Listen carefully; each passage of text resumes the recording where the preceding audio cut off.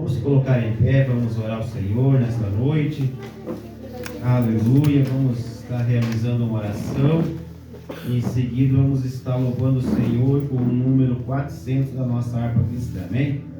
Vamos orar então. Senhor nosso Deus e Pai, em nome de Jesus Cristo, ó Pai amado, nós nos colocamos na sua presença neste momento, ó Pai, pedimos aqui o seu perdão, aleluia, tua misericórdia, ó Deus, mais uma vez, ó Pai, estamos aqui para aprendermos, ó Pai, com a tua palavra, mais uma terça-feira, Pai, aleluia, culto de ensino da palavra do Senhor. Que nesta noite, ó Pai, o Espírito Santo do Senhor venha nos ensinar, nos capacitar, ó Pai amado, e que esta palavra, ó Pai, que esse estudo, Pai, nesta noite, venha ficar gravado, ó Deus, em nosso coração. Mais uma vez, ó Pai, eu peço a tua bênção, peço a Deus que o Senhor abençoe cada um, ó Pai, que está aqui nesta noite. Também, ó Pai, que o Senhor venha usar mais uma vez o presbítero Gilson, ó Pai, que está passando um estudo para a igreja. Que ele possa cada dia mais, ó Deus, crescer na graça e no conhecimento do teu Filho Jesus, ó Pai, e que todos nós, Pai, possamos crescer juntos aqui, ó Pai, aprendendo com a tua palavra, ó Pai, aprendendo com o teu Espírito, ó Pai, e que nós possamos ser uma igreja, aleluia, edificada, alicerçada na tua palavra, Pai. Abençoa todos, Pai, nesta noite, é o que eu te peço em nome de Jesus. Glória a Deus, amém, irmãos? Amém. Glória a Deus. Número 400, irmão, da nossa harpa cristã. Aleluia. Vamos estar louvando ao Senhor. E em seguida, então, nosso irmão Gilson vai passar de pé para passar o estudo. Em Jesus, vivendo cada dia, em Jesus, eu tenho alegria. Em Jesus, ó doce harmonia. Em Jesus, desfruto a paz de Deus. Em Jesus, na rocha inabalável. Em Jesus, no homem comparável. Em Jesus, no Deus tão adorável. Em Jesus, o mal não temerei. Em Jesus, a graça é infinita. Em Jesus, ó bênção inaudita. Em Jesus, minha alma é bendita. Em Jesus, eu tenho salvação.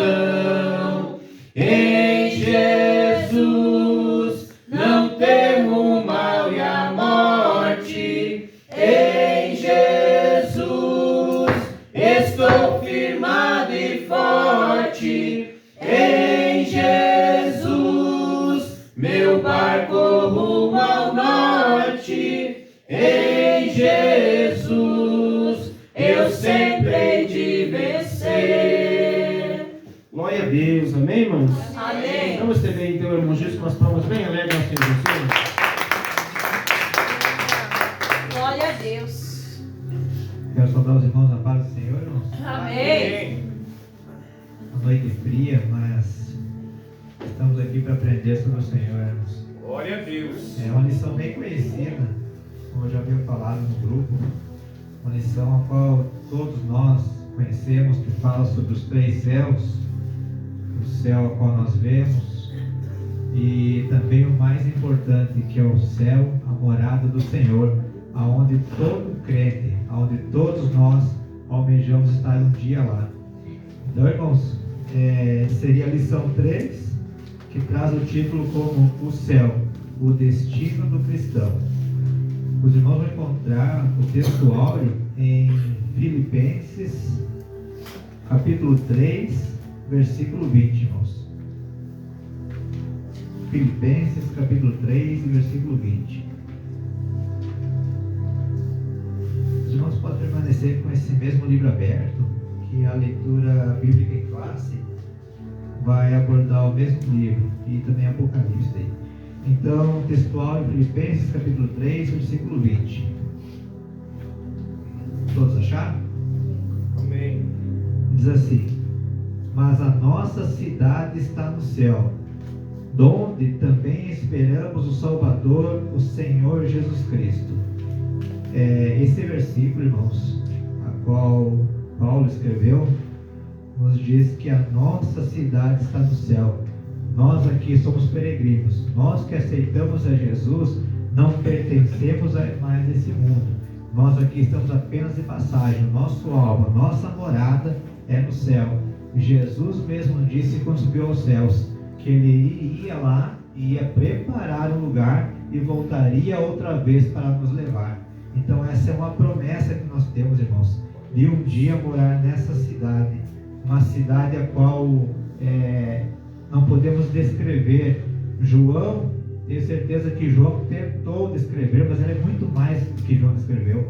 É uma cidade linda, irmãos, e é o nosso alvo. E a verdade prática, irmãos, diz assim: o crente deve viver a vida cristã com a mente voltada para o céu, como sua legítima esperança.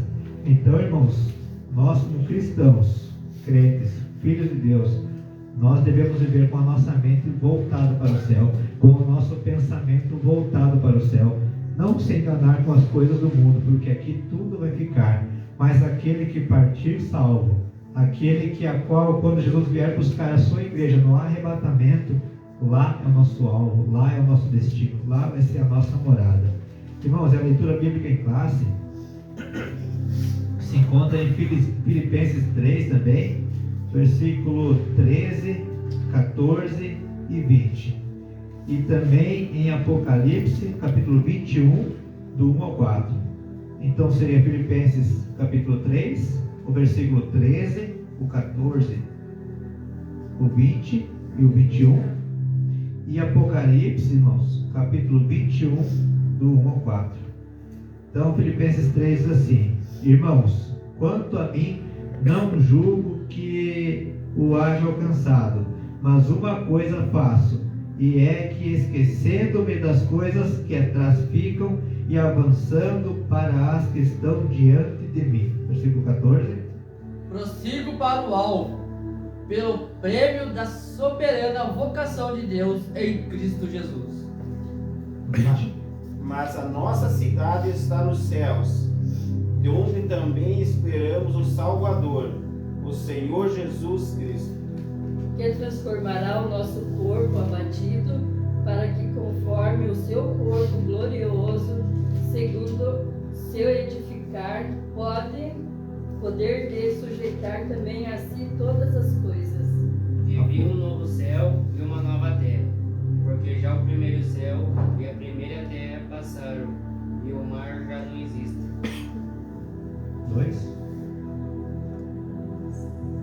E eu, João, vi a santa cidade, a nova Jerusalém, que Deus descia do céu, adereçada como uma esposa ataviada para o seu marido. Eu vi uma grande voz do céu que dizia: eis aqui o tabernáculo de Deus que está com os homens, pois com eles habitará, e eles serão o seu povo, e o mesmo Deus estará com eles e será o teu Deus. E Deus limpará de seus olhos todas as lágrimas, e não haverá mais morte, nem pranto, nem clamor, nem dor, porque já as primeiras coisas são passadas. Amém, irmãos. É uma promessa linda, maravilhosa, para todos nós que permanecemos firmes. Por isso, irmãos, nós devemos permanecer firmes em Cristo, para que essa promessa se cumpra, para que o nosso alvo continue sendo o céu. Aqui em Filipenses, irmãos, é tão lindo a gente ler que, versículo 20, mas a nossa cidade está nos céus, donde também esperamos o Salvador, que transformará o nosso corpo abatido para ser conforme o seu corpo glorioso. Irmãos, quando fala o corpo abatido, toda essa canseira, toda essa luta, muitas vezes o desânimo quando chega e tenta nos derrubar, a canseira muitas vezes de tentar lutar todos os dias, enfrentar barreiras, lutas, lá não haverá mais isso. A Bíblia diz que o nosso corpo será glorioso como o corpo de Cristo. Lá não vamos ter canseira, nem dor, não vamos ter lutas. O livro de Apocalipse fala isso. E Deus limpará de seus olhos toda lágrima. Não que Deus muitas vezes não limpe as nossas lágrimas hoje, quando nós choramos talvez a perda de alguém, ou muitas vezes choramos quando somos afrontados. Deus limpa, mas lá Ele vai limpar toda lágrima eternamente. Lá, irmãos, nós não vamos mais chorar, não vamos mais ter dor, não vamos mais ter lutas. Lá, irmãos, nós vamos glorificar a Deus eternamente, estar a serviço do Senhor eternamente. Tudo isso, irmãos, que muitas vezes nós passamos aqui, calúnia, levante, afronta. Muitas vezes nós ficamos tristes quando perdemos alguém, ficamos tristes quando muitas vezes pessoas se afastam da presença de Deus, pessoas conhecedoras, e a gente fica triste, às vezes se pergunta, muitas vezes a gente até se culpa. Lá não vai ter mais isso, irmãos, lá não vai ter culpa, não vai ter dor, lá não vai ter as frustrações do mundo. Então, irmãos, Filipenses 3:20 nos mostra aqui que nós estamos de passagem, que nós pertencemos a Deus e nós vamos voltar para lá. Nossa morada é com Ele. E Filipenses nos ensina, irmãos, que independente do cenário ou da situação que nós podemos estar passando, nós devemos aguardar firme por essa promessa, pela promessa a qual Deus fez, que Ele virá um dia buscar o seu povo escolhido, que não pertence mais a esse mundo, mas pertence ao céu, para morar eternamente com Ele. E Apocalipse, irmão, João recebe essa visão como a nossa nova morada, a morada a qual Deus nos preparou. Fala como a Nova Jerusalém, a cidade santa de Deus. E essa cidade, irmãos, é descrita como muito brilhante e bela, feita de ouro puro, pedras preciosas, e possui uma fonte de água da vida, que é Deus. E agora, que glorioso é, irmãos, você que está sentado aqui, que enfrentou o frio, tenho certeza que tinha muitas coisas para fazer em casa, mas deixou os afazeres de casa e veio até aqui para falar com Deus, aprender mais de Deus. Aleluia. E com certeza, se você está aqui, é porque o teu alvo também é o céu.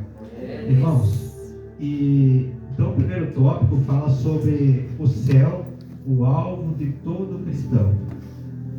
Nós vamos ver agora, vai falar sobre os 3 céus, irmãos. Então o primeiro tópico fala o céu, o alvo de todo cristão. E o primeiro subtópico diz assim, irmãos, definindo o céu. Então diz assim, a palavra hebraica Shamaim, que significa céu, céus, ela aparece em Gênesis 1:1. Ela aparece 419 vezes no Antigo Testamento. E o termo grego é oranos, que é céu, que aparece também em Mateus 3:2, Apocalipse 21:10, ele também aparece 280 vezes no Novo Testamento, com 2 sentidos. Primeiro, como firmamento, universo e atmosfera. Segundo, céus siderais e estrelados, região acima dos céus siderais, sede da ordem das coisas eternas e perfeitas, onde Deus e criaturas celestiais habitam. Nas traduções da Bíblia em língua portuguesa, a palavra Shamaim foi traduzida por altura e Uranus como algo elevado. Ambas as palavras são usadas para se referir a 3 locais distintos. Primeiro, céu atmosférico, que se encontra em Deuteronômio 11, versículo 11 a 17. Segundo, universo ou firmamento dos céus, que se encontra em Gênesis 1:14, Hebreus 1:10.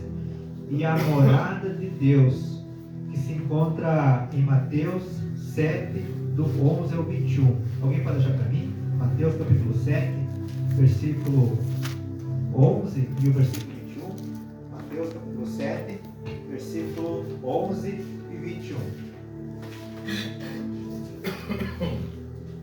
Ai de ti, Corazim, ai de ti, Betsaida, Porque se em Tiro e em Sidom fossem feitos os prodígios que em vós se fizeram, há muito que se teriam arrependido, com saco e com cinza.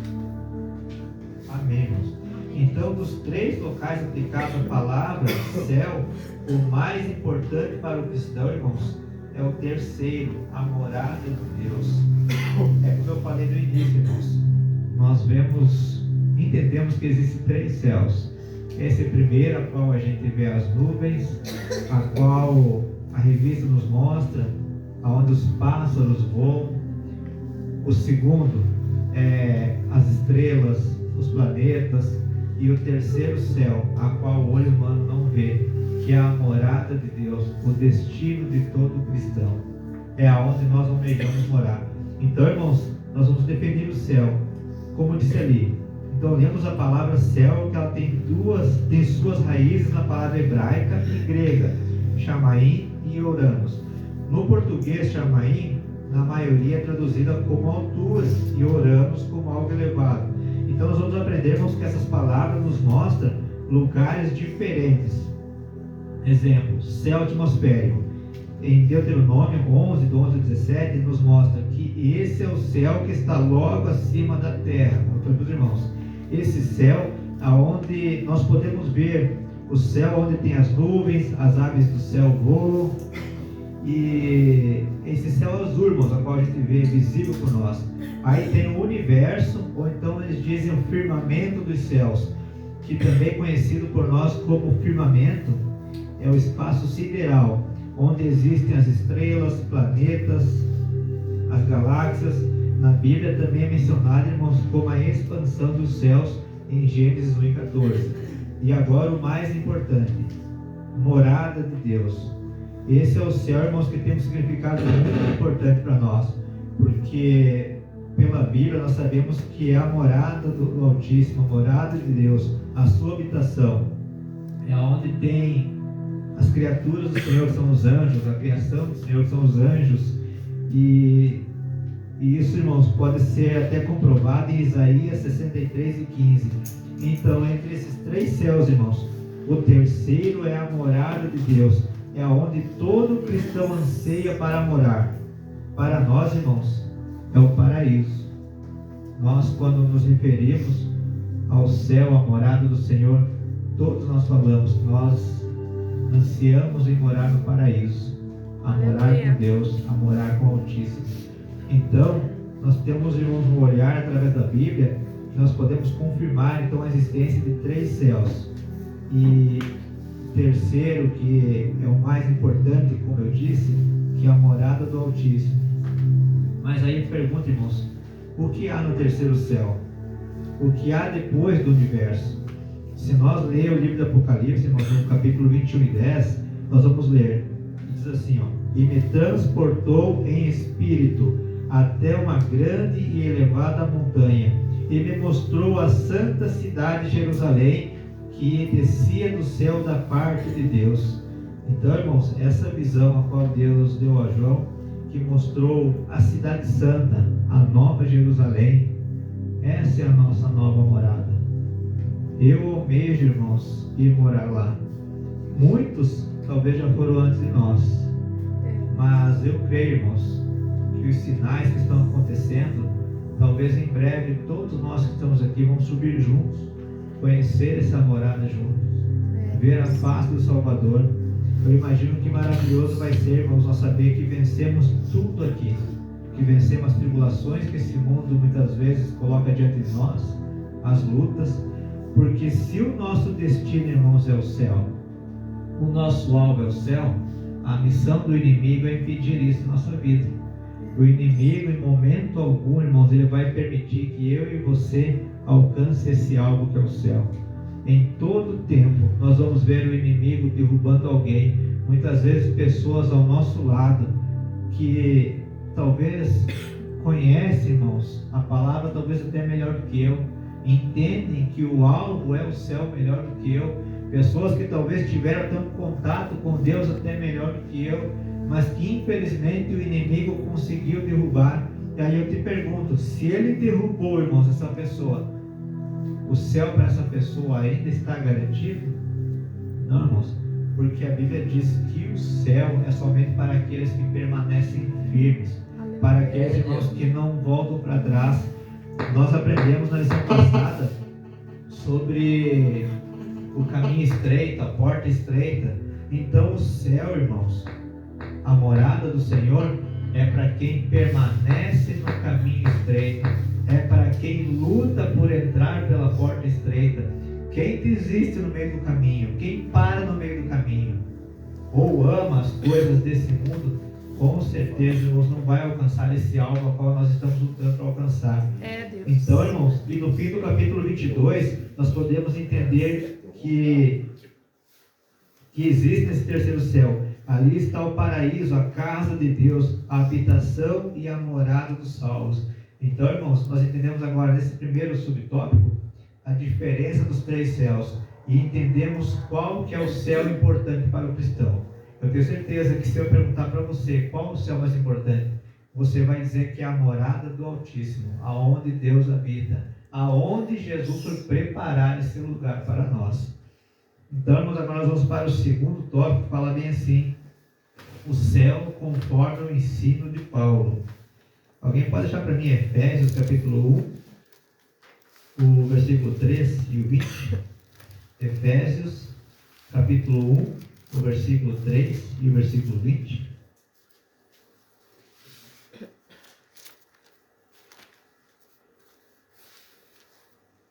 Efésios capítulo 1, versículo 3 e o versículo 20, irmãos. Bendito seja o Deus e Pai de nosso Senhor Jesus Cristo, que nos abençoou com todas as bênçãos espirituais nas regiões celestiais em Cristo.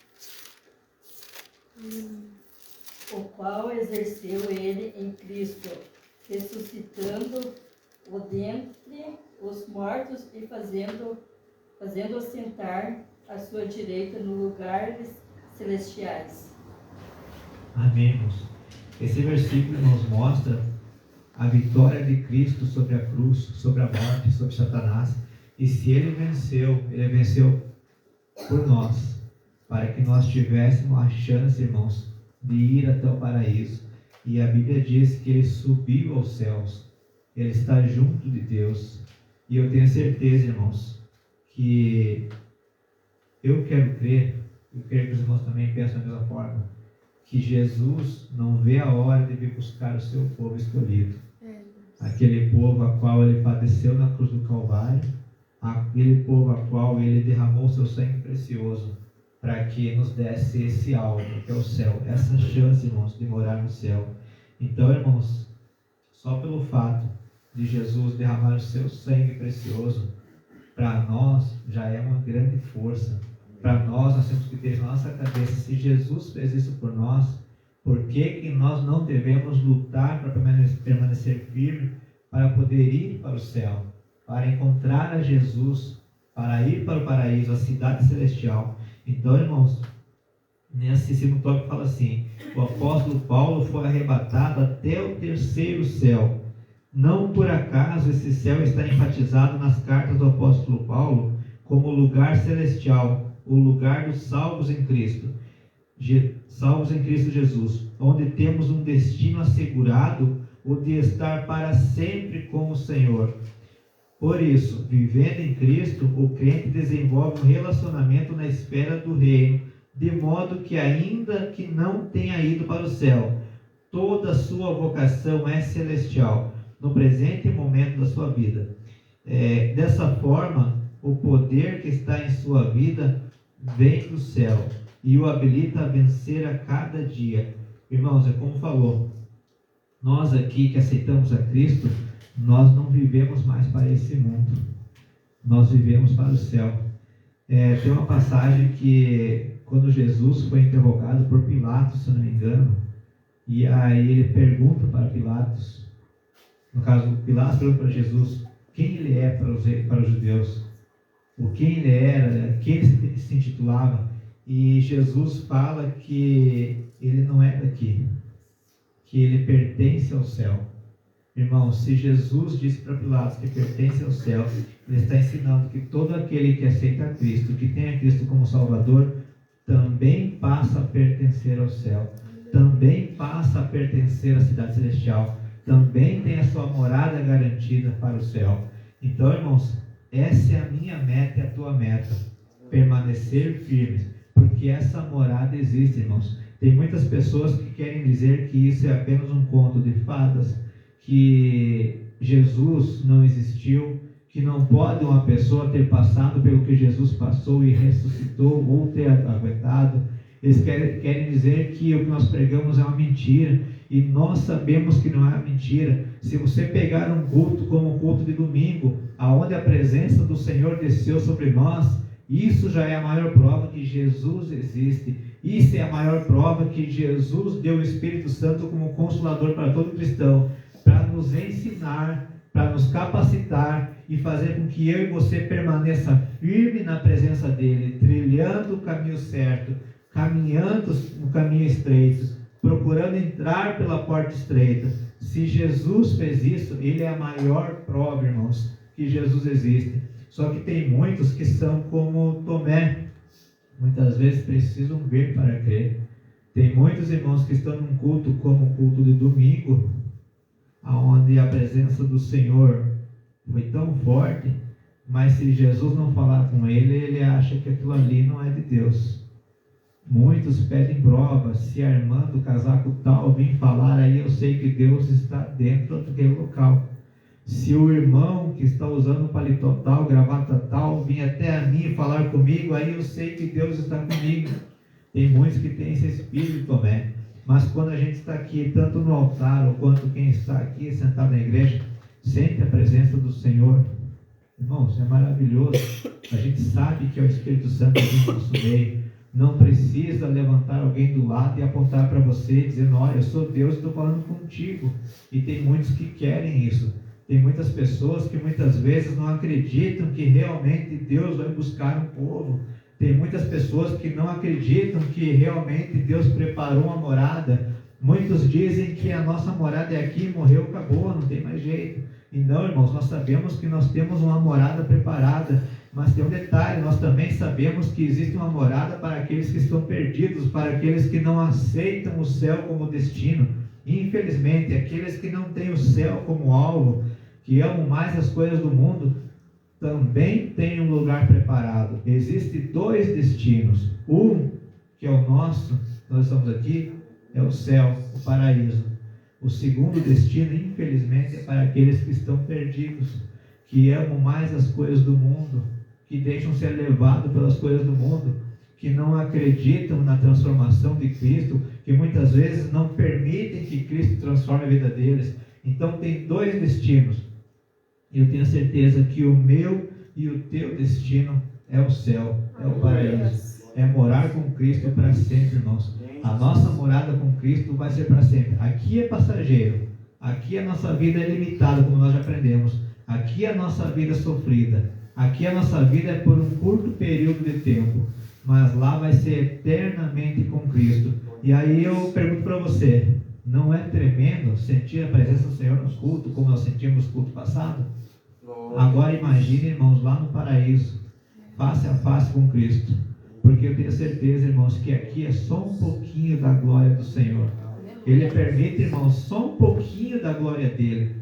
Só um detalhezinho da glória. Agora imagine lá nós, face a face com Cristo, contemplar toda a glória dele. Que maravilhoso que vai ser. Então, irmãos, Paulo, em suas cartas, escreve sobre a sua experiência de ser levado ao céu por arrebatamento.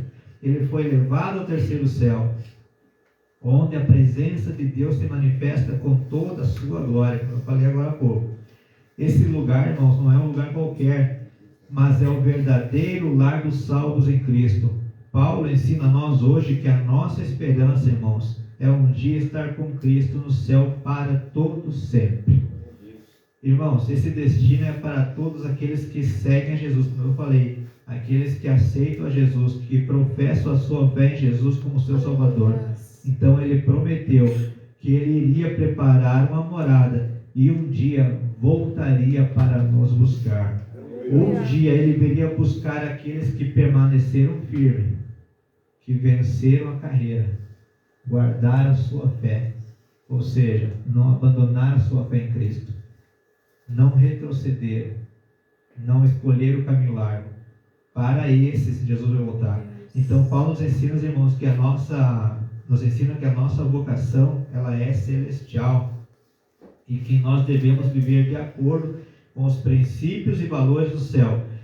Mesmo enquanto viver aqui na terra, irmãos, nós devemos viver com os princípios do céu. Tudo aquilo que Deus nos ensina, devemos viver aqui. Mesmo estando aqui na terra, passando por tudo que passamos, devemos continuar firmes, vivendo os princípios do céu. Aí você me pergunta, quais os princípios do céu? Tudo aquilo que Deus nos ensina.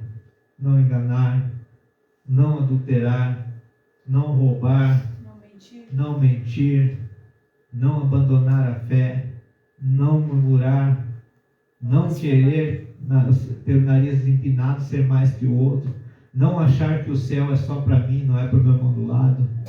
Esses são os princípios.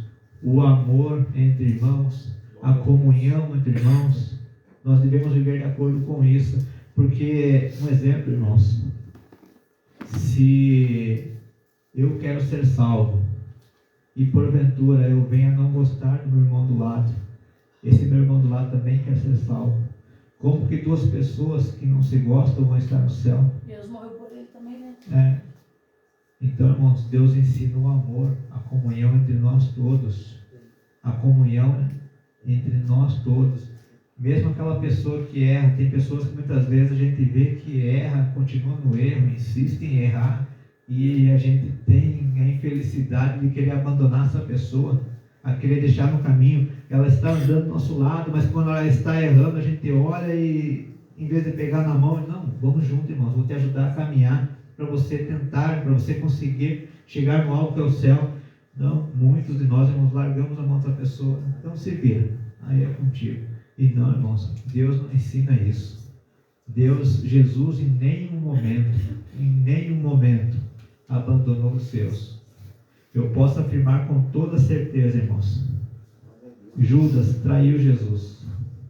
Se porventura Judas tivesse uma chance de chegar até o pé da cruz e olhar para Jesus e dizer: Jesus, eu te traí, eu te vendi por moedas de prata, eu estou arrependido, eu tenho perdão, com certeza Jesus dizia: Judas, para você tem um céu garantido. Se você se arrependeu de todo o coração, na verdade, ele disse, né, na cruz: Pai, perdoa, eles não sabem o que estão fazendo. É verdade. O ladrão da cruz é um exemplo. É um bom exemplo. Porque ele não servia a Cristo. É verdade. No último instante de vida dele, ele foi salvo. Foi salvo. Reconheceu Cristo, né? Aí é onde eu quero chegar, irmãos. Se Jesus fez isso por um ladrão da cruz, a Bíblia não diz o que aquele ladrão aprontou, quantas vezes aprontou. A Bíblia diz que ele era um ladrão, mas vai saber que mais pecados ele cometeu.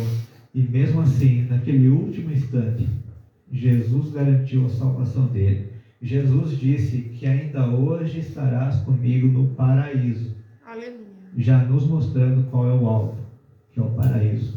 Por que muitas vezes nós, irmãos, temos que largar a mão de pessoas que muitas vezes precisam? Irmãos, nós, seres humanos, muitas vezes tem uns que são mais fortes que os outros. É verdade. Sempre tem. Em nosso meio sempre vai ter aquele irmão que muitas vezes é mais fraco.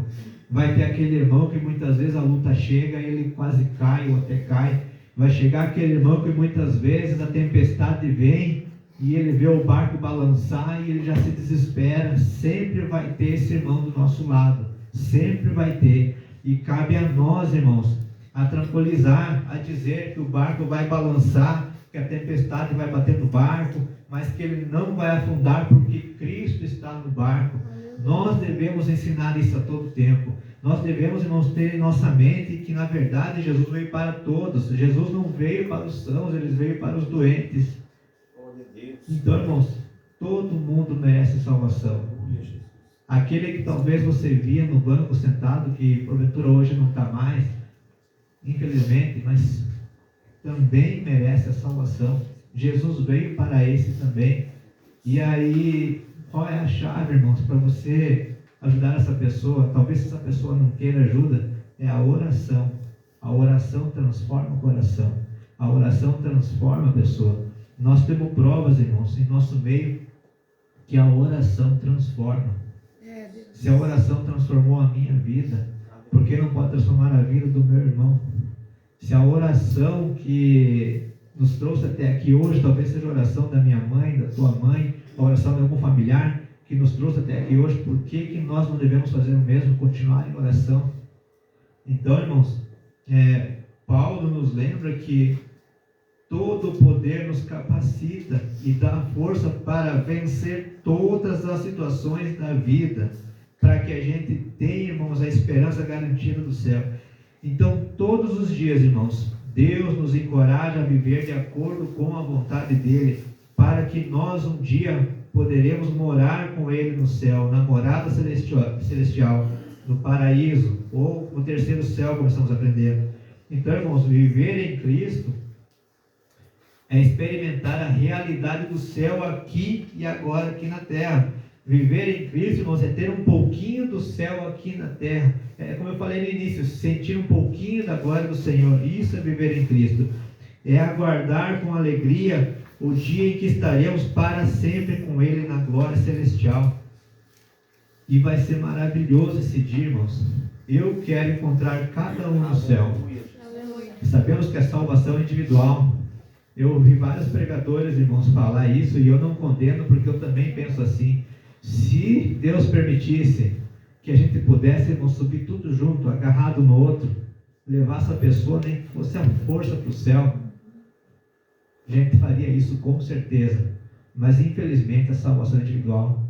Eu não salvo a minha esposa, nem minha esposa me salva. A pastora não consegue salvar o pastor, e nem o pastor a pastora. A salvação é individual. Mas daí tem um detalhe. Nós podemos, irmãos, ajudar um ao outro a permanecer firme para subir para o céu.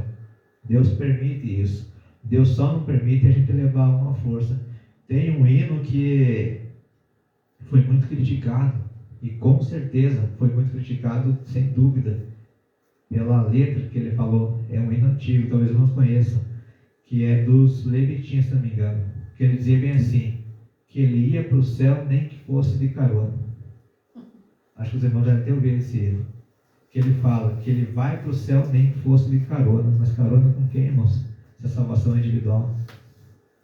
Então, por isso que eu digo, muitas pessoas têm uma visão totalmente distorcida de como que nós poderemos chegar ao céu. Muitas pessoas, irmãos, têm uma visão fraca. Mas você que está aqui hoje, buscando a Deus, eu tenho certeza que a tua visão é a mesma minha, que é permanecer firme. O inimigo pode até lutar, as situações da vida podem até bater, mas não vamos desistir.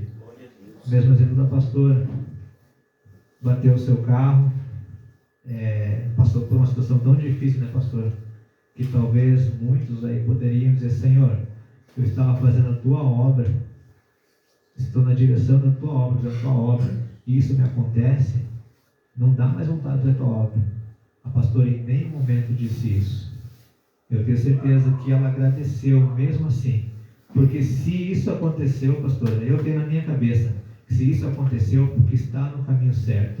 Ninguém atira, irmãos, pedra em árvore que não dá fruto. O inimigo não vai bater em alguém que não está incomodando ele, jamais. Se porventura, irmãos, eu tenho isso em minha mente, se porventura eu não estou passando por luta, se porventura muitas vezes não há algum atrito no meu lar, ou uma luta que venha, nós devemos dobrar o joelho, porque tem algo de errado. Porque se está tudo tranquilo, está tudo às mil maravilhas, tem algo de errado. Porque o inimigo não vai permitir que a gente viva, o inimigo não vai, irmãos, querer permitir que a gente esteja no Senhor, buscando ao Senhor, a gente está incomodando Ele. Mas no momento que você não está mais incomodando Ele, Ele deixa de lado ali.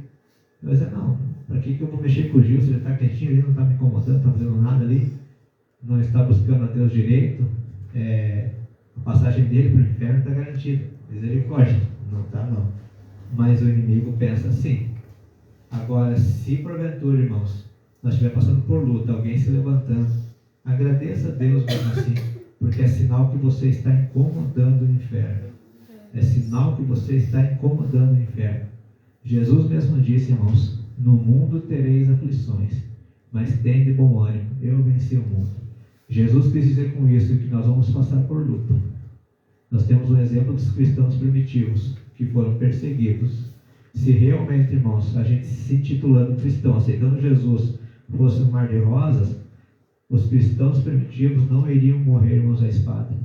Eles não iam ser perseguidos. Eles não iam ser mortos por leões. Jamais. Então isso é um sinal para nós, que se você decidiu aceitar a Jesus, se prepara para a luta, se prepara para a batalha. Mas tenha fé que você vai vencer e o teu lugar vai estar garantido. Então, irmãos, agora nós vamos para o terceiro subtópico, que seria o alvo do cristão, né?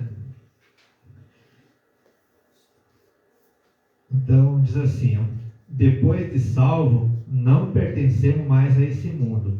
Por isso, Paulo ensina que prossegue para o alvo, isso é, a linha de chegada que o atleta alcança o prêmio. Então, assim, o apóstolo persegue o prêmio com determinação, liberdade, empenho e com os olhos fixos no autor da salvação. Igualmente, o cristão passa a ter o céu como alvo por causa da soberana vocação que vem de cima, isso é, de Deus por meio de Jesus Cristo. O seu alvo revela o resultado de uma nova vida e por isso o crente se volta para as coisas do céu.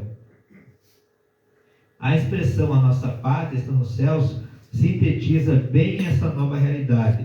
Ao mencionar essa expressão, o apóstolo mostra que temos uma cidadania celestial. Para viver a plenitude dessa cidadania, o cristão peregrina para algo perfeito, absoluto, e que finalmente terá o corpo abatido, transformado, conforme o corpo glorioso de Jesus Cristo. Então, irmãos, o terceiro subtópico aqui quando aceitamos a Jesus, uma vez que somos salvos, que professamos a nossa fé em Cristo, aceitamos Jesus como Salvador, nós não pertencemos mais a esse mundo, nós pertencemos ao céu. Aí nós começamos a buscar algo maior, que é o nosso alvo.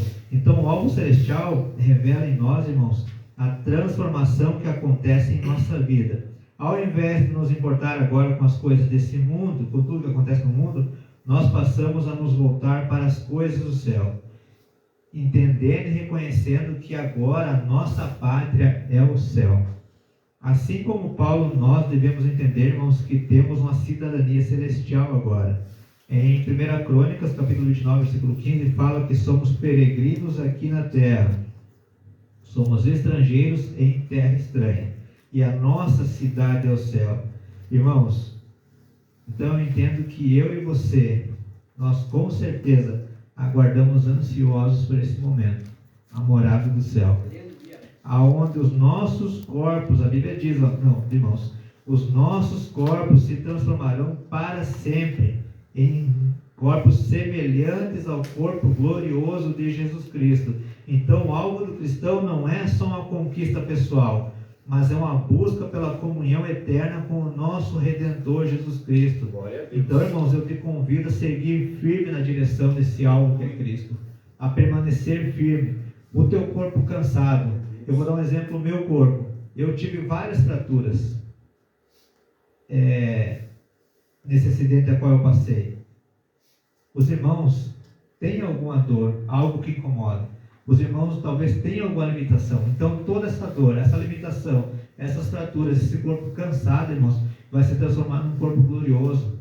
Tudo aquilo que hoje nos faz muitas vezes sofrer, sentir dor, ter que muitas vezes tomar remédio forte, ter que muitas vezes procurar um médico, todas essas coisas muitas vezes limitam nós a fazer algo, lá no céu isso não vai existir mais. É um corpo glorioso, porque é um corpo semelhante ao corpo de Cristo. Então, esse é o meu desejo, irmãos. O que nos conforta é saber que tudo que nós estamos passando aqui, tristeza, luta, não se compara, irmãos, à glória que vai ser no céu.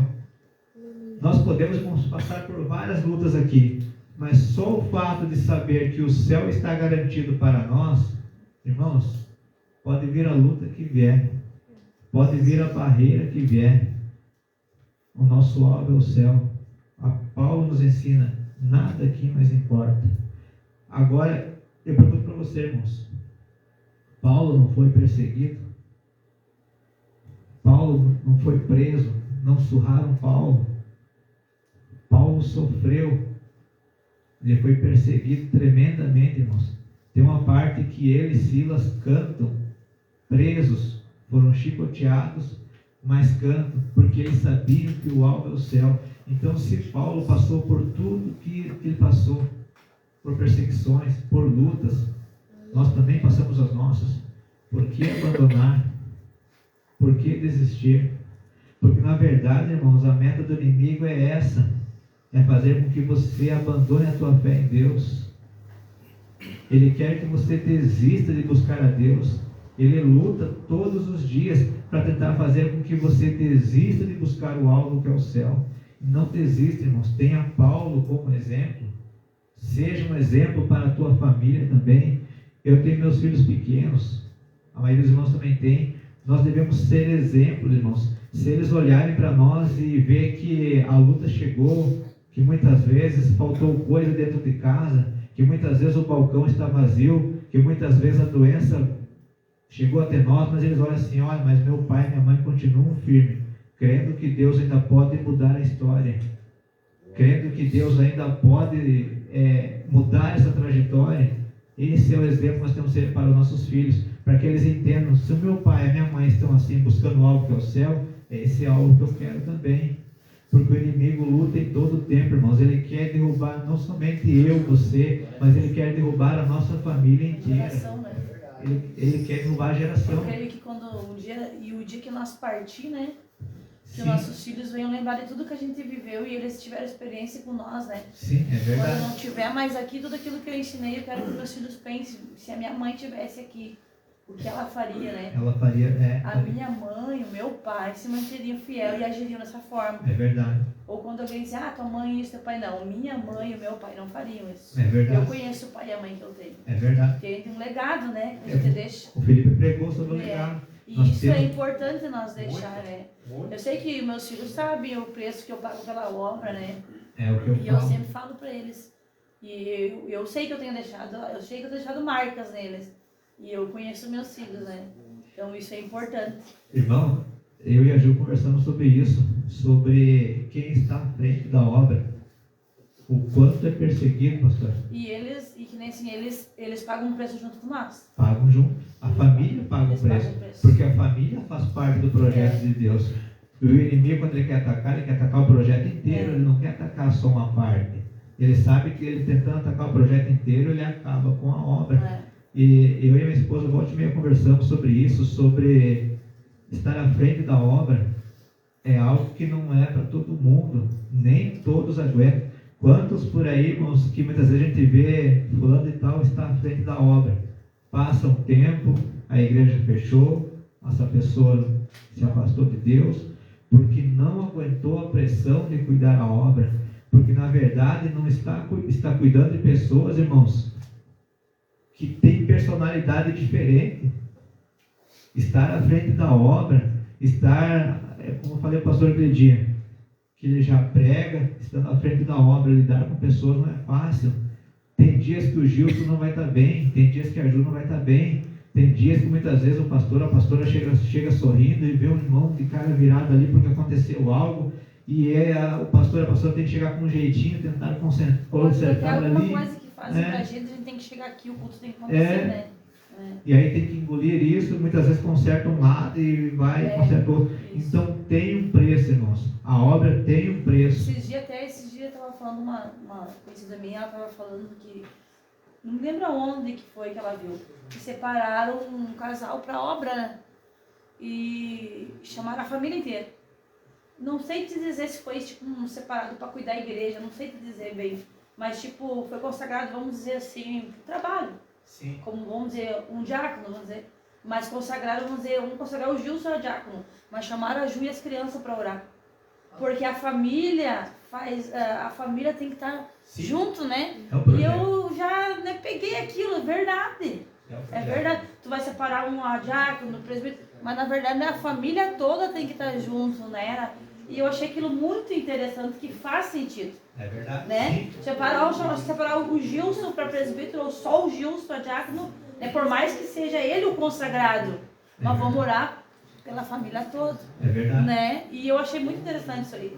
É coisas que a gente vai pegando e vai aprendendo. Vai aprendendo. E você sabe que isso faz sentido? Isso. Porque a família toda vai pagar um preço junto. É verdade. Pastor, é que eu digo assim, ó, o inimigo tem tentado colocar dentro da nossa família um desânimo, muitas vezes, os nossos filhos de buscar a Deus. E aí, ele tem, não só nos nossos filhos, aí ele coloca na minha cabeça assim, um exemplo. A Júlia diz, pai, hoje eu não quero ir no culto. Com voz mesmo ela faz isso. Sim. Pai, hoje eu não quero ir no culto, quero ficar em casa. Aí eu digo, tá bom, fica em casa. É errado, irmãos, é errado. Nós devemos trazer os nossos filhos para junto conosco cultuar a Deus. A Maria já fez isso. Pega o controle, senta na sala. É. Hoje eu não vou na igreja. Tu o quê? Não adianta. Eu Você quer faço a também. mesma coisa. Mas o quê? Tá repreendido, eu digo pra ela. Na verdade, irmãos, isso, a gente ora por tantas pessoas. Eu sei com certeza que os irmãos, também tem bastante pessoas conhecidas que pedem oração.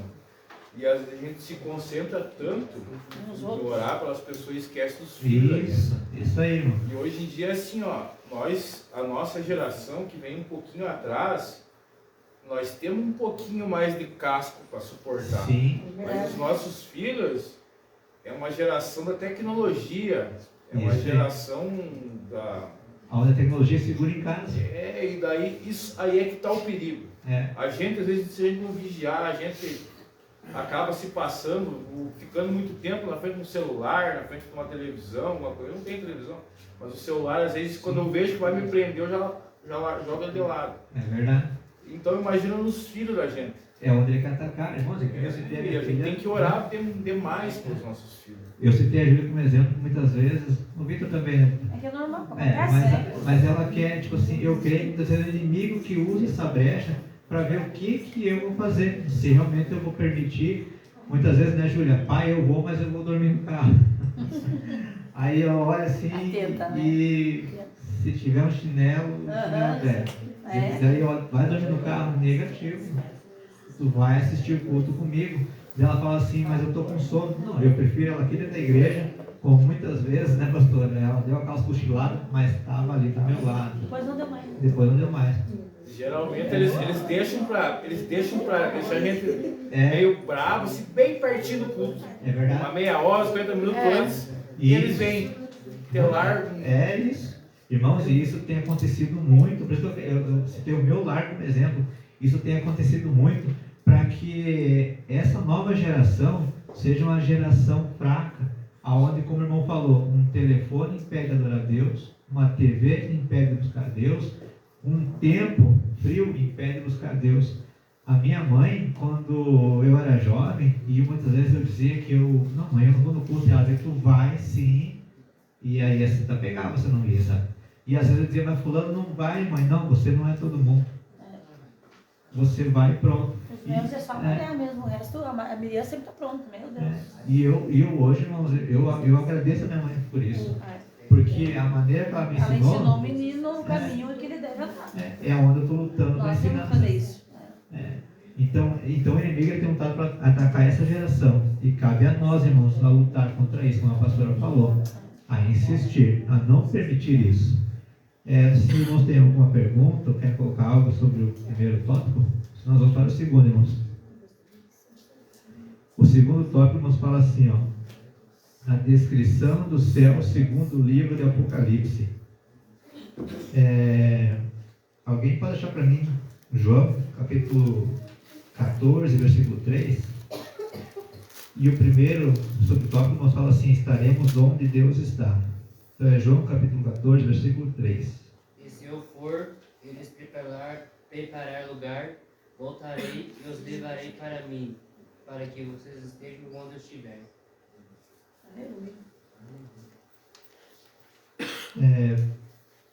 Perdão, Davi. Seria o segundo subtópico, seria a descrição do céu segundo o livro do Apocalipse. Acha para mim, então, Isaías capítulo 65, versículo 17.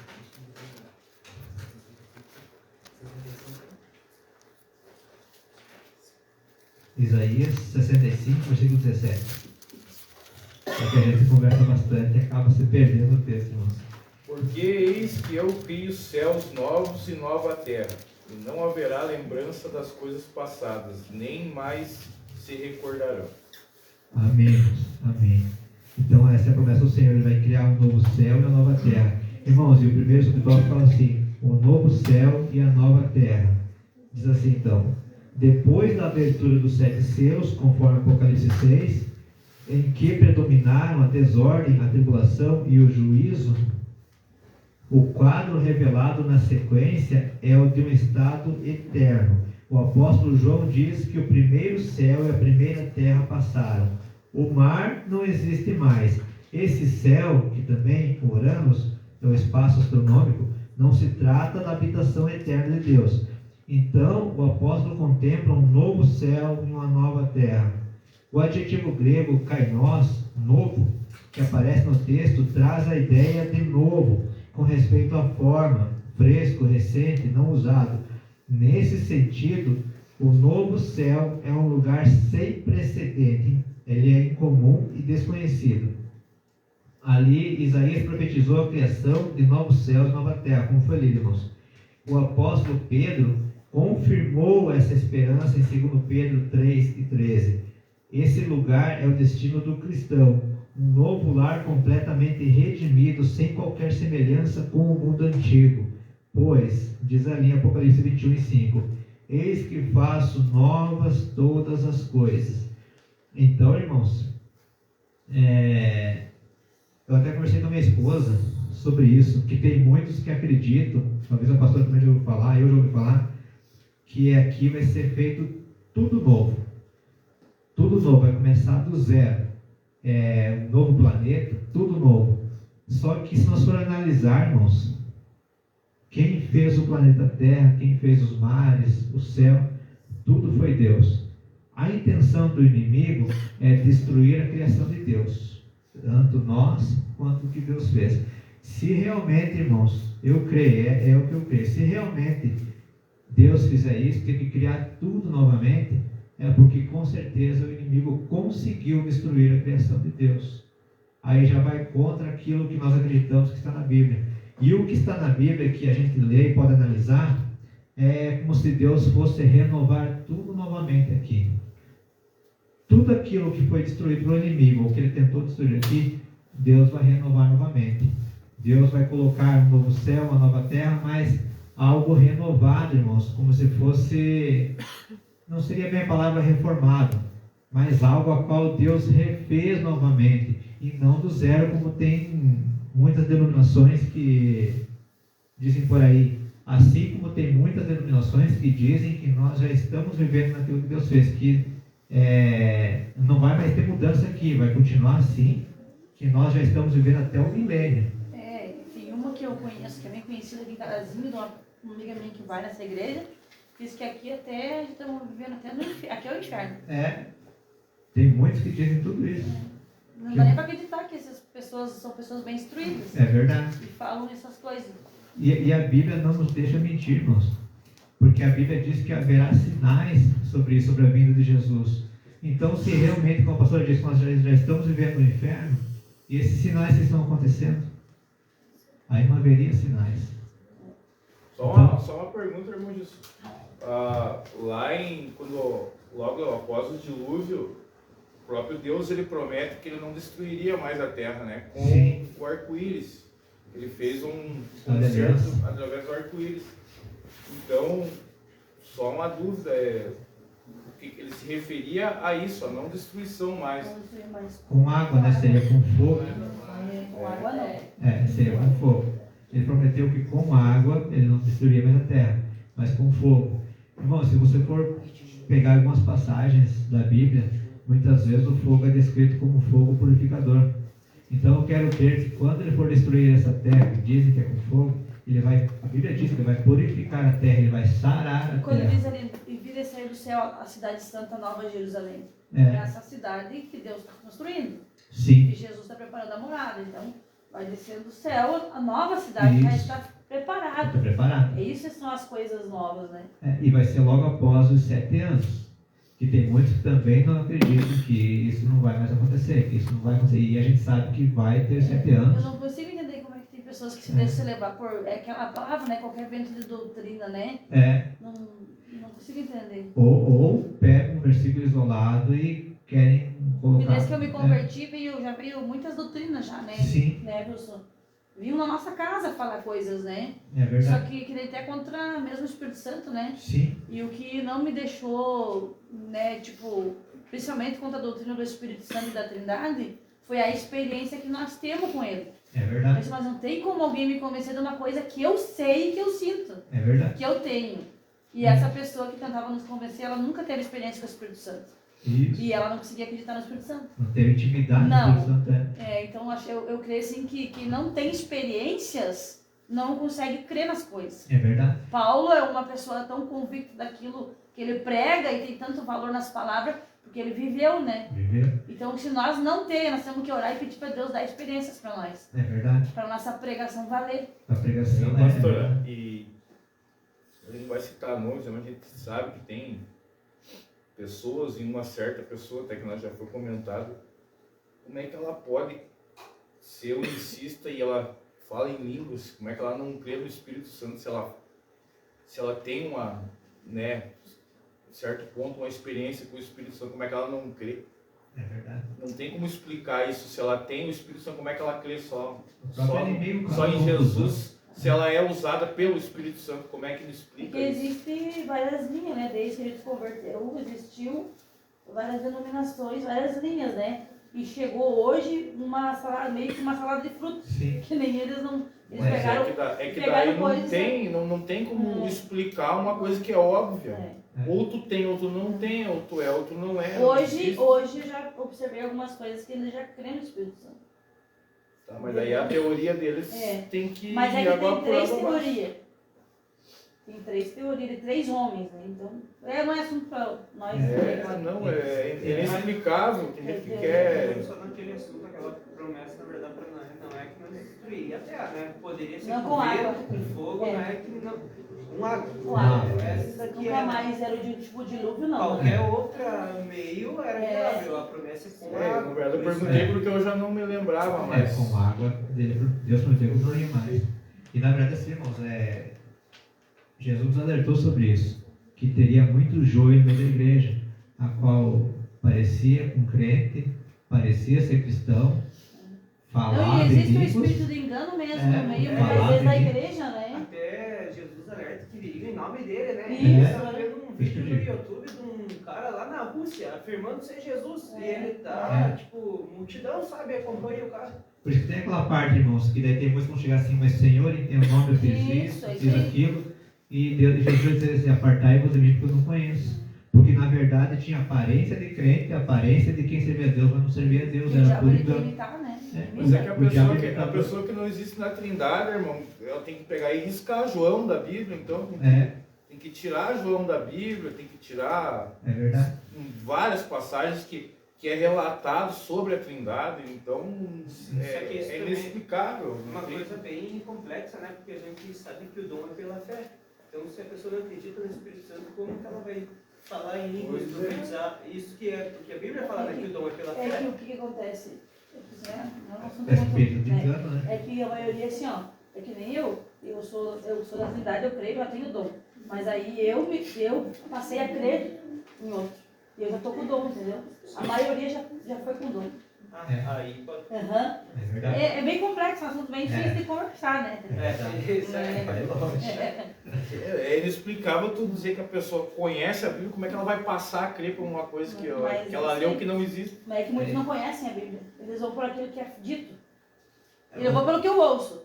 Eu creio naquilo que eu escuto. Daí se aquilo que eu escuto mudou, eu creio naquilo também. É verdade. Por isso que eu disse, eu acreditava naquilo que eu vivi. E eu vivi tudo isso. Então não conseguiram mudar a minha mente. Quando tentaram, eu disse, mas não pode. Sim. Eu vivo, eu falo em línguas. Eu conheço o Espírito Santo, que foi ele que me segurou firme quando a minha líder caiu. Sim. Mas como assim? Então não pode. Daí a gente conversou, eu conversei com o pastor, a gente terminou um estudo, para nos convencer do contrário daquilo que nós queríamos. E a gente agradeceu a pessoa que nos passou esse estudo, muito obrigado.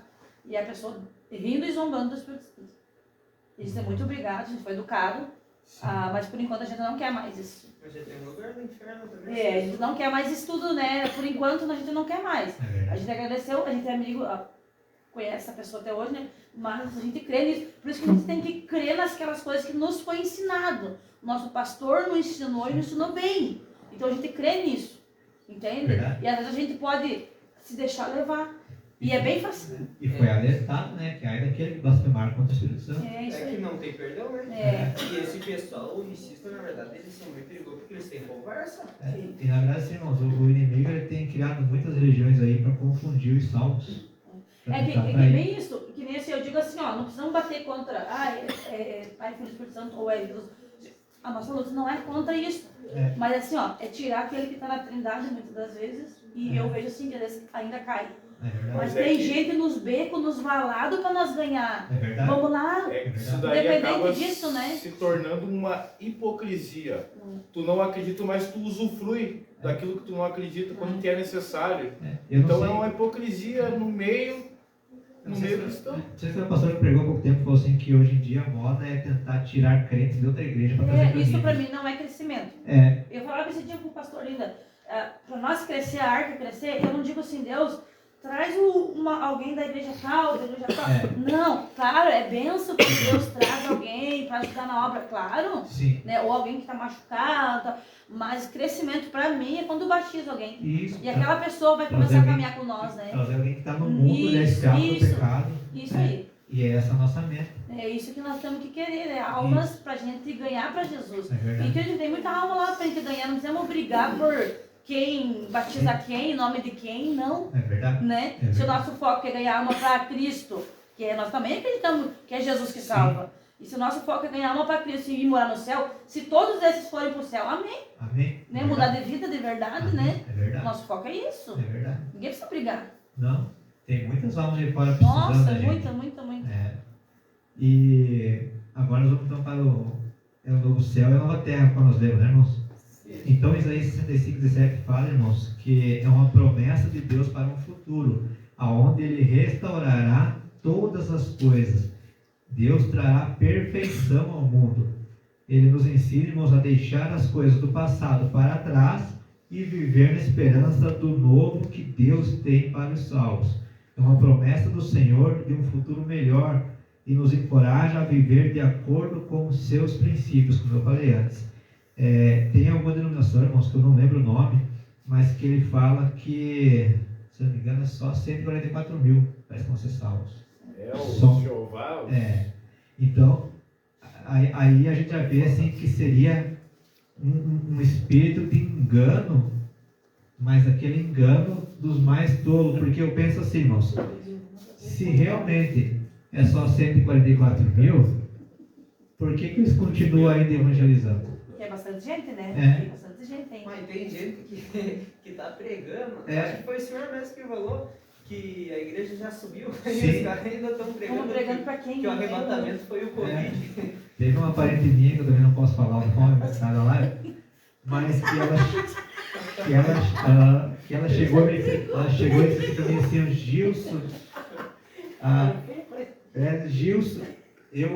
eu ouvi o pastor pregando, e aí eu estou nervosa porque diz que Jesus já buscou a igreja, e a igreja subiu, e foi por causa do Covid. Daí eu falei bem assim, e a senhora viu esse pastor pregando? Ela falou assim, sim, então até ele ficou. Até ele ficou. Ela falou assim, então até ele ficou. Eu fiquei. Eu falei assim, não, tia. Ela falou assim, ó, não é dessa forma. Ela falou assim, não é dessa forma, vai ser arrebatado, eu falei assim, né? Nossa, qualquer coisa, acontecimento que tem desse tipo na Terra, vira pregação de... Nossa, eu fico só vendo. Sim, e ela falou assim, não, e ela disse pra mim assim, ó, e é um homem muito usado por Deus. Eu pensei, não foi? Nossa, eu ouvi isso, irmão, meu Deus. Deus abençoe que não esteja ouvindo, senão ela vai saber que é ela, né?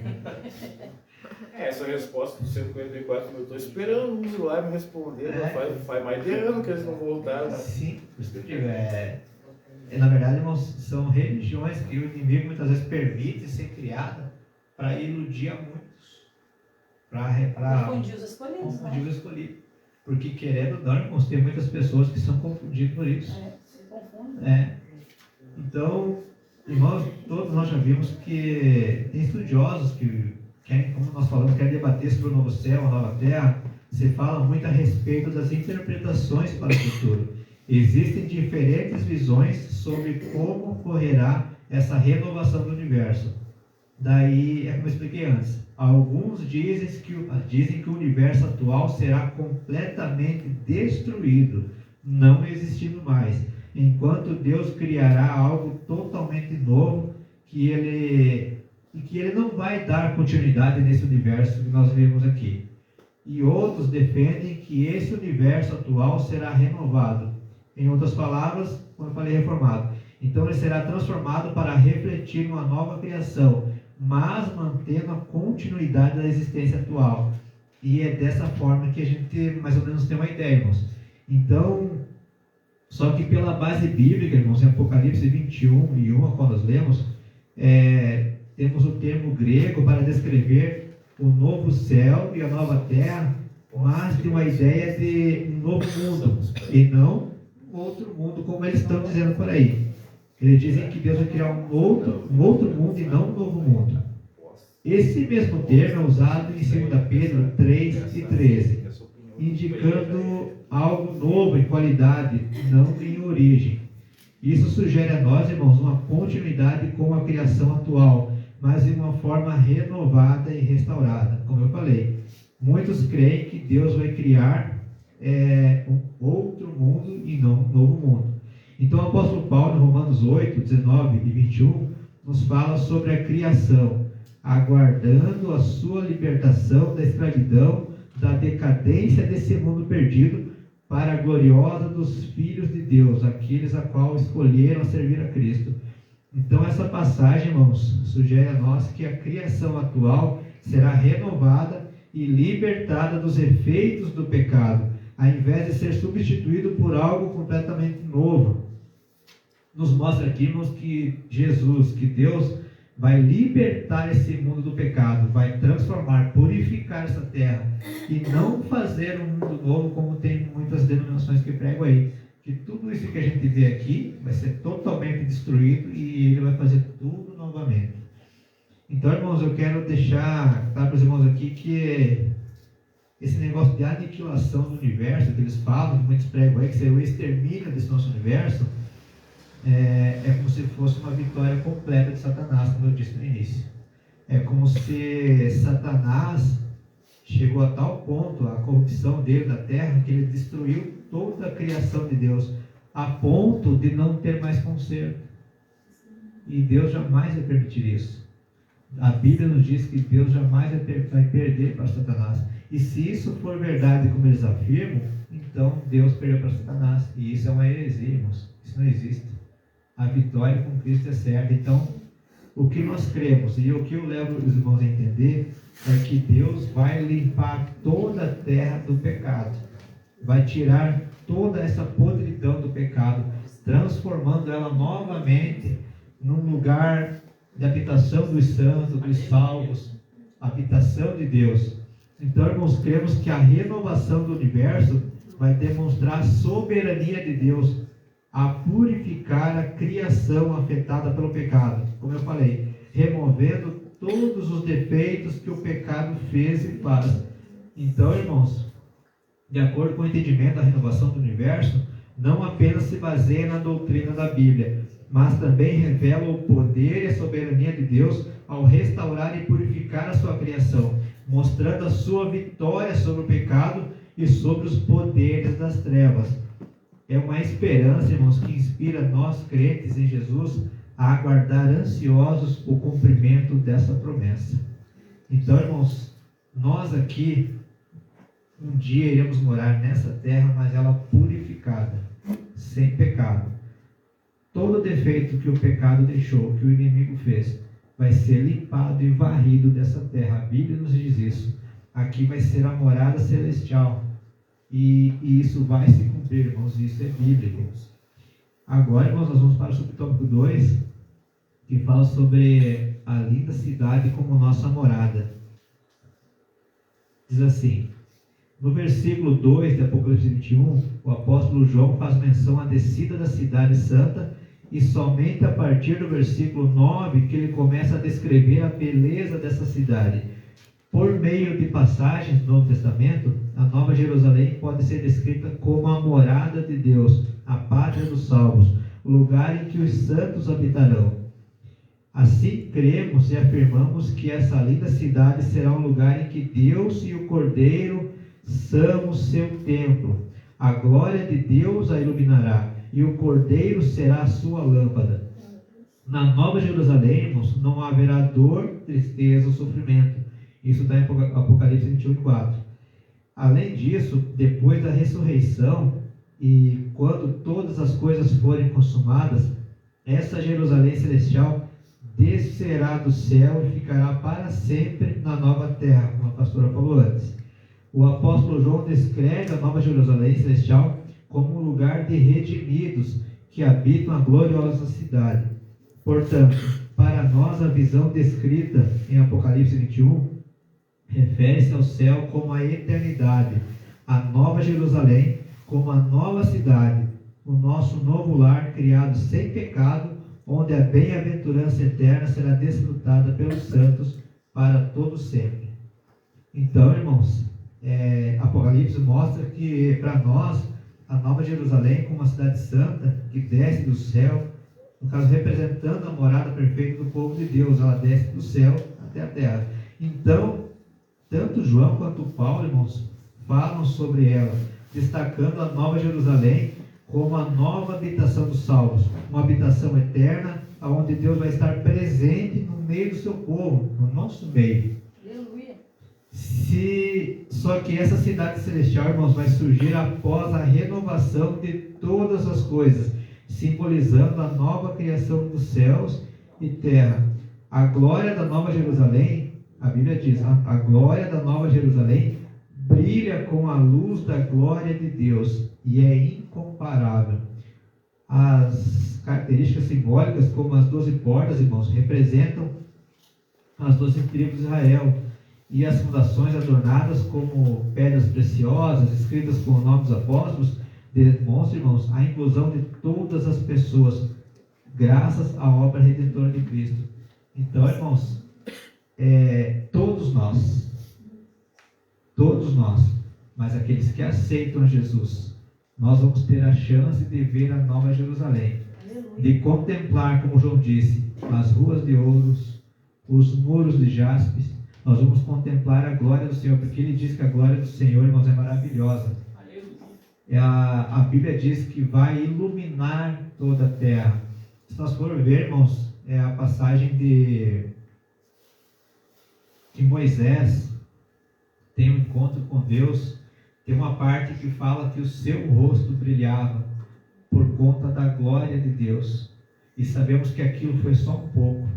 Agora imagine como que vai ser o rosto dos salvos vendo Deus face a face. Por isso que a Bíblia diz que nós também teremos corpo glorioso, irmãos. Então a Nova Jerusalém, irmãos, ela não possui um templo físico como a nossa denominação aqui, pois toda a Nova Jerusalém, toda ela no completo, ela é a morada de Deus, simbolizando a comunhão íntima e eterna com Deus entre o Criador e a sua criação. O rio da água da vida que flui do trono de Deus, o qual a Bíblia diz, e do Cordeiro, irmãos, representa a vida eterna e a completa comunhão com o Senhor. Então a promessa da Nova Jerusalém traz esperança e alegria aos corações dos salvos em Cristo, pois é a garantia, irmãos, de um novo tempo, onde a santidade e a obediência nos vai conduzir à entrada nessa cidade, e vai ser nessa cidade pelas portas. Por isso, irmãos, devemos ficar firmes para um dia nós morar nessa Nova Jerusalém. Irmãos, imagine nós entrando pelos portões celestial nessa Nova Jerusalém. Vai ser lindo, irmãos. Vai ser lindo. Nós saber que o nosso nome está escrito no livro da vida. E lá, irmãos, não vai estar escrito só o nosso nome. Lá vai estar escrito tudo que nós fizemos aqui na terra em favor da obra de Deus. Eu quero imaginar, irmãos, que você hoje que está aqui, tudo que você está fazendo aqui, esse empenho, já está sendo escrito por Deus no livro. Aleluia. E eu tenho certeza que nesse dia, quando Jesus for ler esse livro para nós, ele vai falar: irmão Léo, tal dia, dia tal, talvez você teve um problema nesse dia, talvez aconteceu algo, mas você venceu e foi até a minha casa me adorar, aprender mais de mim. Todos nós, irmãos, vamos ter esse privilégio de poder ter o nosso nome, ter a nossa história lida por Deus. Como eu falei, todos nós vamos poder ver Jesus falando que nós vencemos a carreira, guardamos a fé e por isso temos um lugar preparado. Ele vai apontar: entrar no lugar que eu preparei para vós. Galardão. Irmãos, e tem uma passagem que fala, que eu acho muito importante. Tem uma passagem que diz bem assim: guarde para que não tome a tua coroa. Aí eu pergunto para você, para nós ganhar essa coroa, nós não temos que partir salvo, ir para a glória? Irmãos, só vai ganhar a coroa quem permanecer firme e subir ao céu. Na coroa que nos é prometida, irmãos, não é aqui, é no céu. Por isso que diz: guarde para que ninguém tome a tua coroa. Quando diz isso, irmãos, diz para você assim, que tudo que você passa aqui, toda luta, toda dor, o inimigo tentando te derrubar, que ele não consiga tomar a tua coroa que está preparada no céu para você. Por isso que a Bíblia diz: guarde a tua coroa. Nós devemos, irmãos, guardar a nossa fé, permanecer firme, para não perder a coroa que está preparada para cada um de nós lá no céu, irmãos. Agora, irmãos, nós vamos para o terceiro subtópico, que fala sobre o céu, o fim da jornada cristã. E o primeiro subtópico fala assim: estaremos onde Deus está. Em Apocalipse 21, há uma concretização da jornada cristã, em que o crente estará onde Deus habita, conforme o nosso Senhor disse que viria e nos levaria para estarmos com o Pai. Nesse lugar habitaremos com Deus e em seu tabernáculo, pois nós seremos o seu povo e Ele o nosso Deus. Tudo isso se tornará realidade no futuro, quando a nossa união com Deus se dará sem impedimento, cumprindo toda a expectativa, tanto do Antigo quanto do Novo Testamento. Então, irmãos, enfim, nós venceremos, nós chegaremos, como diz Paulo, irmãos: venci a carreira, combati o bom combate. Irmãos, nós sabemos que Deus está nos aguardando, ou melhor, sabemos que Ele vem nos buscar, e quando isso acontecer, vai ser a nossa vitória, irmãos, contra o pecado, contra esse mundo. Quando Jesus vier buscar a sua igreja e nós partir salvos, vai ser a nossa vitória contra o inimigo. Cada um de vocês, que quando Jesus vier buscar o seu povo no abrir e piscar de olhos, pode ter certeza que nós vencemos o pecado. O pecado não nos tirou a chance de ser salvos. Então, irmão, o livro de Apocalipse reforça a promessa, nos mostrando que o tabernáculo de Deus estará com os seres humanos. E esse tabernáculo, irmãos, descrito em Apocalipse, é a cidade santa, a nossa morada com Deus, o lugar santíssimo, e ela é coberta com a glória de Deus. Então, essa promessa do Senhor, irmãos, nesse tabernáculo, Ele nos mostra e nos diz que Ele vai enxugar toda a lágrima dos nossos olhos. Isso significa, irmãos, que Deus habitará em nosso meio, no meio do seu povo, para que nós vivemos aguardando, para que nós que estamos aguardando a segunda vida dele, toda essa luta seja uma luta passada. Tudo isso fique para trás. Então, irmãos, e para nós viver essa segunda vida de Cristo, nós temos que permanecer firmes, porque nós permanecendo firmes, irmãos, nos traz a certeza, nos traz uma alegria para a nossa alma, estimulando nós a viver em santidade. Nós não só, irmãos, contemplaremos a presença de Cristo, mas também seremos transformados à sua semelhança. Viveremos onde Cristo habita, desfrutando do seu amor, da sua glória, do seu poder, da sua santidade. O céu, irmãos, é lá onde está o verdadeiro tesouro, a qual Lucas fala no capítulo 12 e versículo 34. Agora, irmãos, o subtópico 2 fala que as lágrimas cessarão. Alguém pode achar para mim Isaías 65, só que lê para mim o 17 e o 19, Isaías 65, e lê para mim o 17 e o 19. Porque eis que eu crio céus novos e nova terra, e não haverá lembrança das coisas passadas, nem mais se recordarão. E folgarei em Jerusalém e exultarei no meu povo, e nunca mais se ouvirá nela voz de choro, nem voz de clamor. Irmãos, isso é uma promessa de Isaías no Antigo Testamento, sobre essa promessa a qual nós aguardamos. Porque Isaías, ele é o profeta messiânico. Ali ele diz que tudo isso vai passar, toda dor, toda lágrima. Essa é a promessa dos salvos. Então, irmãos, uma das mais gloriosas bênçãos que desfrutaremos no céu é a de que Deus enxugará de nossos olhos todas as lágrimas. Essas lágrimas não simbolizam a tristeza, o sofrimento, as tragédias humanas e outros diversos males que não terão lugar nessa nova realidade de vida, pois todas as primeiras coisas são passadas. Tudo isso será possível, irmãos, porque haverá também uma transformação no mundo físico, de modo que ele será inteiramente transformado e liberto da corrupção, como Paulo esclareceu a respeito da redenção do mundo material, irmãos. Então, irmãos, quando fala que as lágrimas cessarão, que nos diz ali em Apocalipse, diz que toda lágrima Deus enxugará dos nossos olhos. Deus está nos dizendo, irmãos, que as lágrimas causadas pela tristeza, por sofrimento, doenças, lutas, ilusões, que todas essas lágrimas que nos faz sofrer hoje, resultado de situações que a gente passa, tudo isso, irmãos, Deus vai enxugar dos nossos olhos. Na nova morada feita por Deus, onde tudo é renovado, não haverá, irmãos, mais motivos para chorar, pois todas as dificuldades desse mundo, irmãos, que nós passamos por aqui, vão ficar para trás. A morte, que é um dos motivos, irmãos, que mais faz a gente chorar, não vai existir mais.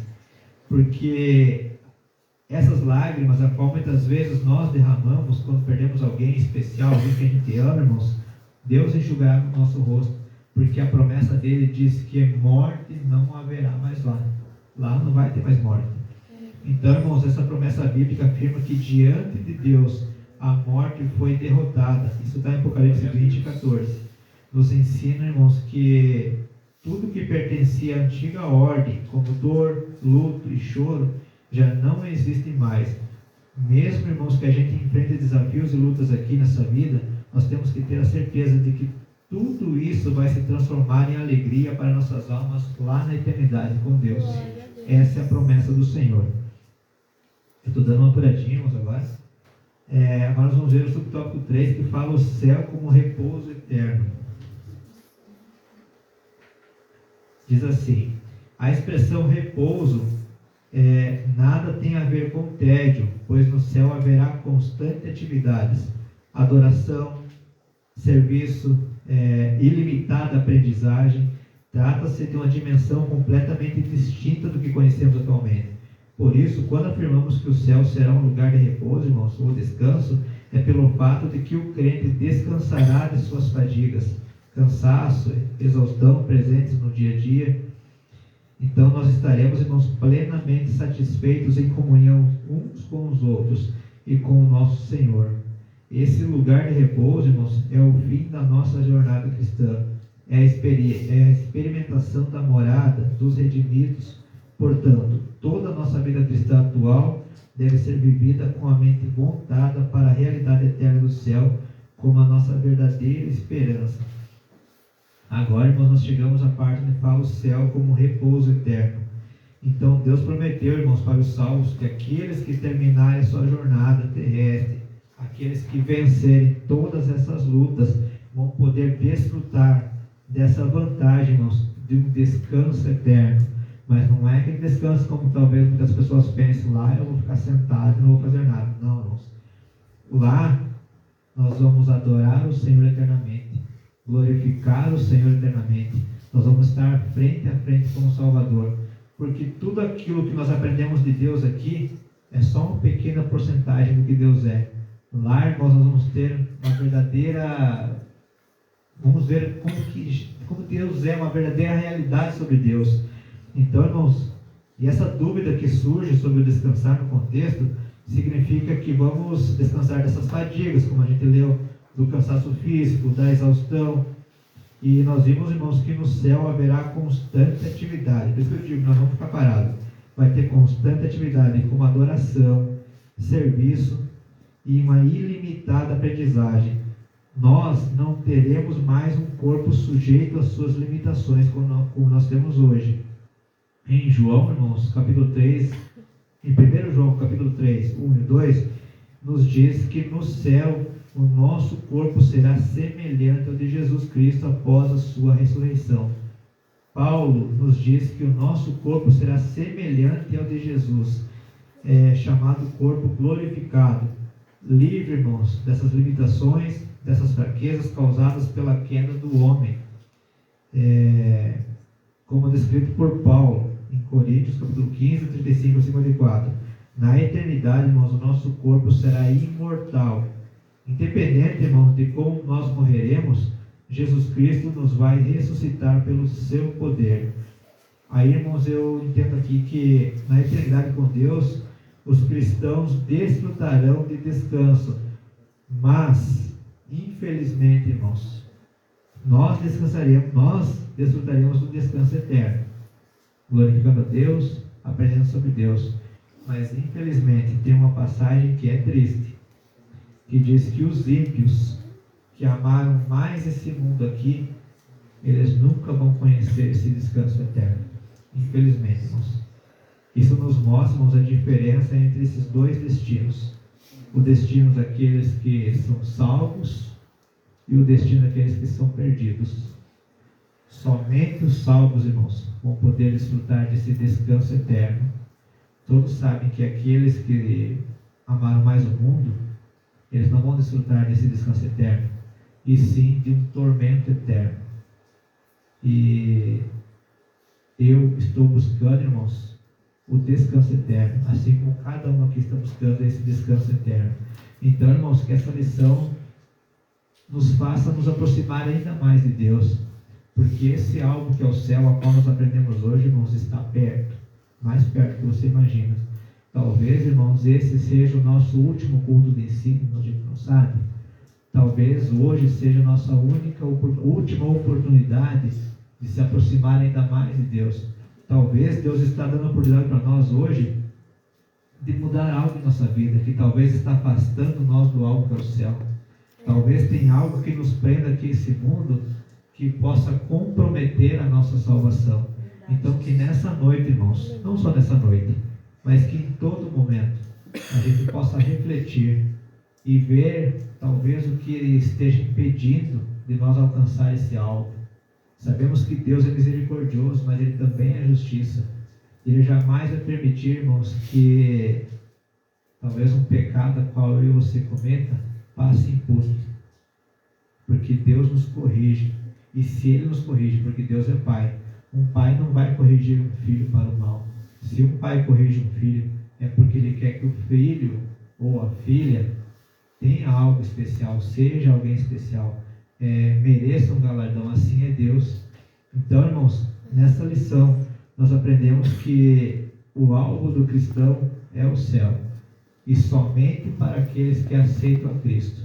A chave para nós alcançar esse alvo que é o céu é continuar firmes em Cristo Jesus, é continuar no caminho estreito, é permanecer em Cristo. E a conclusão, irmãos, vou ser bem breve agora a conclusão, diz assim: para se viver a esperança celestial é preciso, irmãos, nascer de novo. Como eu falei, viver em Cristo e transformar a mente, é preciso ter uma nova natureza. Sem isso é impossível crer nas coisas espirituais, pois essas só podem ser discernidas espiritualmente. Portanto, prossigamos a nossa jornada para o céu de glória, o alvo de todo salvo em Cristo, conforme as regras divinas estabelecidas na palavra de Deus. Agora nós vamos para as perguntas, irmãos. O Davi e o Vitor. Já estão preparados? Eles estão proibidos. Não é capaz. Vamos só ver. Senão não vão vir mais. Vamos ver, levanta a mão aí. Dos 3 locais aplicados a palavra céu, qual o mais importante para o cristão de acordo com a lição? O mais importante para o cristão é ter ser a morada de Deus. Isso aí. Acertou. Segundo, o que o apóstolo mostra com a expressão a nossa pátria está nos céus? Lugar em que os santos habitarão. Amém. Isso aí, irmãos. Ganhou dos piados. A voz foi mais rápida. Consegui mais rápido agora. Terceira pergunta, irmãos. Segunda lição, como o apóstolo João descreve a Nova Jerusalém? O apóstolo João descreve a Nova Jerusalém celestial como lugar de redimidos que habitam a gloriosa cidade. Isso aí, Vitor. A quarta pergunta. Cite uma das mais gloriosas bênçãos que nós desfrutaremos no céu. Uma das mais gloriosas bênçãos que desfrutaremos no céu é a de que Deus enxugará de nossos olhos todas as lágrimas. Acertei ela. Só que eu não respondi. Podia ter respondido lá. Ficou na dúvida. Agora todo mundo quieto que a Marinha vai responder aqui. Mas ela não respondeu. Eu não respondi. Então a quinta é para a irmã. Agora a quinta é da irmã.